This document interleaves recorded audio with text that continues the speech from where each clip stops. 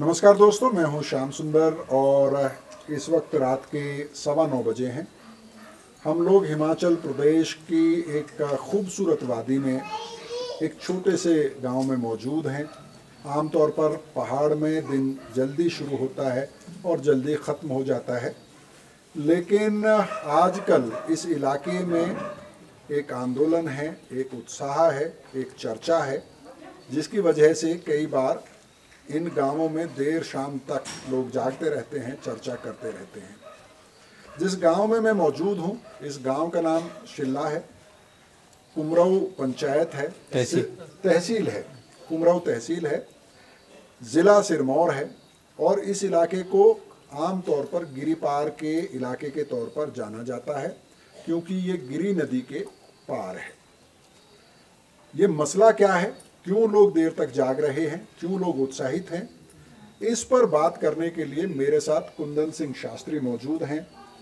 कुंदन सिंह शास्त्री हाटी समुदाय की जो केंद्रीय समिति है उसके महासचिव हैं। हाटी समुदाय अपने लिए जनजाति का दर्जा मांग रहा है। कुंदन सिंह जी, आप जनजाति का दर्जा तो पिछले 50 साल से मांग रहे हैं, लेकिन अब जब हम आपके इस इलाके में घूम रहे हैं, जिसे ट्रांसगिरी या गिरिपार का इलाका कहा जाता है, जहाँ देखो बाजार में, गली में, गांव में, घाटी में, खेत में, पहाड़ में, हर जगह काफ़ी उत्साह लोगों में नज़र आ रहा है। क्यों?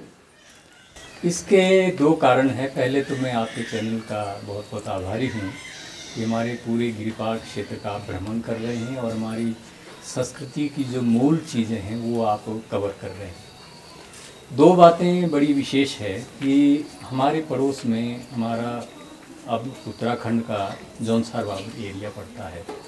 उस एरिया को 1967 में जनजाति का दर्जा मिल चुका है और हम उस वक्त रह गए, क्योंकि हमारी लोक संस्कृति, लोक परंपराएं, भौगोलिक परिस्थितियाँ सब कुछ एक जैसी है, सामाजिक आर्थिक पिछड़ापन।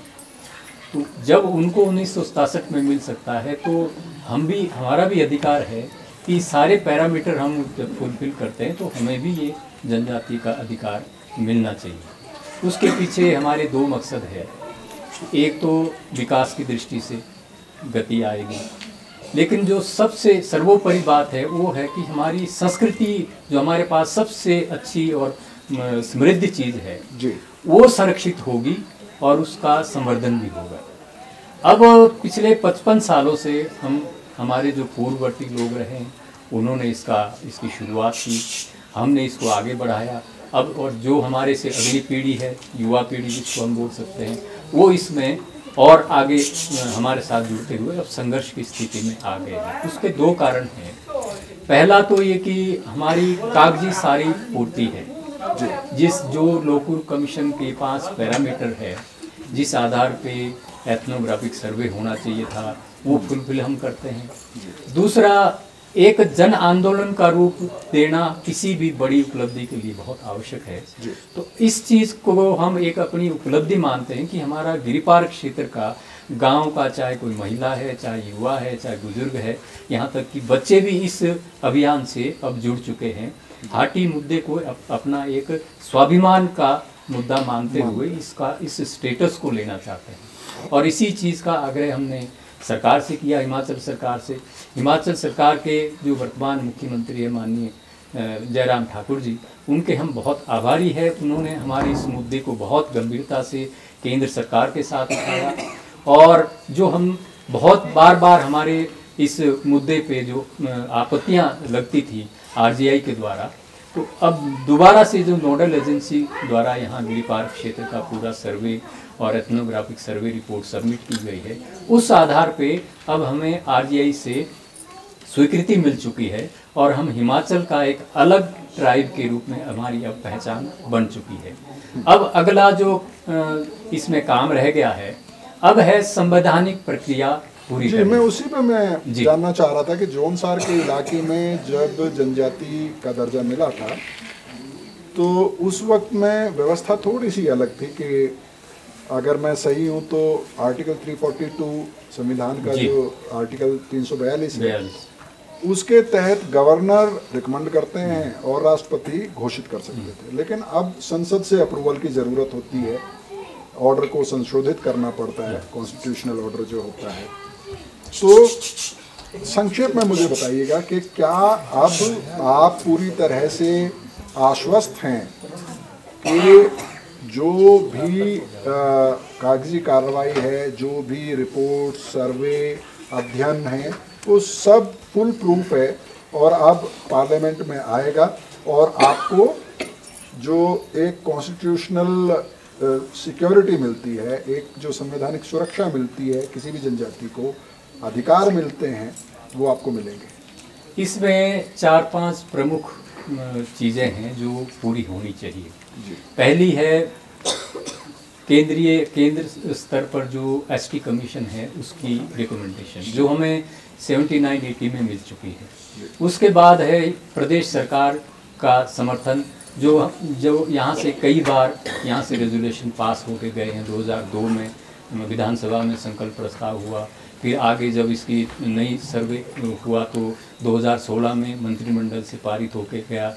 2016 में ही गवर्नर से भी रिकमेंडेशन गई और दूसरे जो कुछ मंत्रालय ऐसे हैं जैसे कानून मंत्रालय है, सामाजिक अधिकारिता न्याय मंत्रालय है, उससे भी रिकमेंडेशन आनी जरूरी है। लेकिन सबसे ज़रूरी चीज़ है इसमें रजिस्ट्रार जनरल ऑफ इंडिया, महापंजीयक भारत सरकार से स्वीकृति मिलना, एक अलग समुदाय को, एक अलग जनजाति की पहचान मिलना। वो हमारे लिए मिली है 13 अप्रैल 2022 को वो स्वीकृति हमें मिली है। तो अब हमें पूरा आश्वस्त हम हैं, क्योंकि इसमें सबसे मजबूत चीज़ हमारे पक्ष में ये है कि हिमाचल सरकार हमारे साथ खड़ी है। आप लोगों ने लंबा संघर्ष किया है, लेकिन बीच बीच में कुछ इस तरह की आवाज़ें उठी हैं कि जो शेड्यूल कास्ट हैं उन्होंने इस बात पर आपत्ति दर्ज की है कि आपको शेड्यूल ट्राइब का दर्जा नहीं दिया जाना चाहिए, और उन्होंने भी रजिस्ट्रार जनरल ऑफ इंडिया की रिपोर्ट्स का हवाला दिया है वगैरह वगैरह। लेकिन उसके बावजूद भी ऐसा लगता है कि सरकार मन बना चुकी है। लेकिन अगर कल को कोई अदालत में चला जाता है, सुप्रीम कोर्ट में चला जाता है, तो क्या आपकी तैयारी है अपने इस संघर्ष की अचीवमेंट को बचाने की? पहले तो मैं ये कहूँगा कि जो ये बड़े निर्णय होते हैं इसके लिए 2 चीज़ें बहुत ज़रूरी है, या तो सरकार की मंशा मजबूत हो या जनता की आवाज़ बुलंद हो। तो हमारे पास इस वक्त दोनों चीज़ें हैं। जनता में भी जन जन में ये भावना उभर चुकी है कि ये हमारा अधिकार है, जो बहुत पहले तो नहीं मिला लेकिन अब मिलना चाहिए। सरकार वैसे ही हमारे पक्ष में है। फिर भी इसमें क्योंकि हिमाचल प्रदेश में चुनावी साल है, बहुत 2-3 महीने के बाद चुनावी प्रक्रिया शुरू होनी है, तो अब इतनी बड़ी जब उपलब्धि होगी तो किसी राजनीतिक के दल के पक्ष में जाएगी, किसी के विरुद्ध जाएगी। तो इसलिए कुछ ऐसी दखलंदाजी बीच में हो रही है। वो हमें पहले भी मालूम था कि चुनावी साल में होड़ रहेगी कि किसी को श्रेय मिले, किसी को श्रेय ना मिले, इस चीज़ की होड़ रहेगी। तो कुछ दलित समुदाय में भी ऐसे सब नहीं है। सभी जितनी हमारी 14 उपजातियां हैं उसमें से हमारे 12 दलित समुदाय की उपजातियां हैं, उसमें कई उपजातियां हैं अलग अलग तरीके से। तो एक जाति से बहुत थोड़े लोग ऐसे हैं जो कुछ भ्रमित करके इस मुद्दे को भटकाने की कोशिश कर रहे हैं।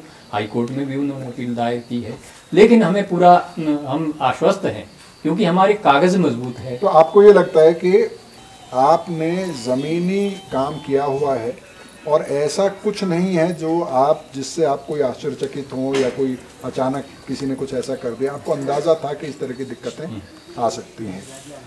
कुंदन सिंह जी, आपका बहुत बहुत शुक्रिया, आपने हमें ये जानकारी दी। तो दोस्तों, जैसा कि कुंदन सिंह शास्त्री जी ने कहा कि वो आश्वस्त हैं कि अब हाटी समुदाय को जनजाति का दर्जा मिल जाएगा और इस इलाके के विकास से ज़्यादा उनको ये उम्मीद है कि यहाँ की जीवन शैली और संस्कृति की विविधता को वो बचा पाएंगे।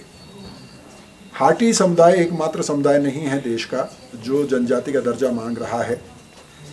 इस सिलसिले में प्रोफेसर खाखा ने 2014 में एक विस्तृत रिपोर्ट पेश की थी जिसमें उन्होंने बताया कि कई ऐसी जनजातियां हैं जिनके नाम की स्पेलिंग की वजह से उनको सूची से बाहर रहना पड़ा है, और ये उनके साथ नाइंसाफ़ी है। उनको संवैधानिक सुरक्षा मिलनी चाहिए थी, और जब संवैधानिक सुरक्षा नहीं मिलती है तो उन समुदायों को ऐसा नुकसान पहुंचता है जिसकी भरपाई आसान नहीं होती है। तो दोस्तों, हमारी टीम हाटी समुदाय की बातों को समझना चाहती है और आप तक पहुंचाना चाहती है। मुझे उम्मीद है कि हमारी जो ये स्पेशल सीरीज़ चल रही है, जिसमें ग्राउंड रिपोर्ट्स हैं, ट्राइबल किचन हैं, उनके नेताओं के इंटरव्यूज़ हैं, उनके नौजवानों से, महिलाओं से हम बात कर रहे हैं, उससे आपको हाटी समुदाय को समझने में आसानी हो रही होगी। और जनजाति का दर्जा कैसे मिलता है, शायद आप ये भी समझ रहे होंगे, इनका कितना लंबा संघर्ष है, ये बातें भी आप तक पहुंच रही होंगी। तो मैं भी भारत की टीम देश के अलग अलग जनजातीय इलाकों से आपके लिए ग्राउंड रिपोर्ट्स लाती रहेगी, उनके नेताओं से, उनके नौजवानों से, उनकी महिलाओं से बात करते रहेंगे। बहुत बहुत शुक्रिया। Thank you.